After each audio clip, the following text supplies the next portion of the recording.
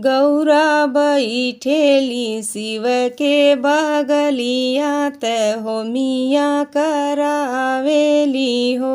गौरा बैठेली शिव के बगलिया त होमिया करावेली हो। शिव के हथवा में शोभेला डमरुआ देखत नीक लागेला हो। शिव के हथवा में शोभेला डमरुआ देखत नीक लागेला हो। लक्ष्मी बैठेली विष्णु के बगलिया त होमिया करावेली हो।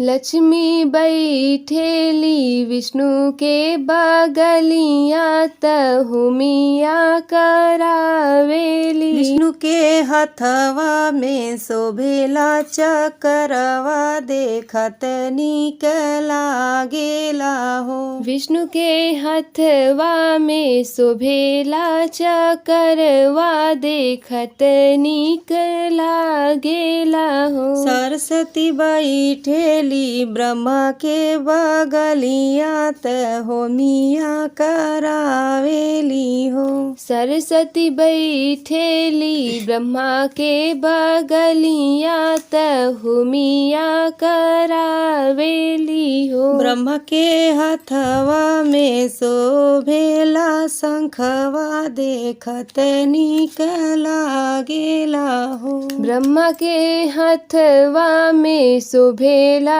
शंखवा देखत नीक लागेला हो। सीता बैठेली राम के बगलिया त होमिया करावेली। सीता बैठेली राम के बगलिया त होमिया करावेली हो।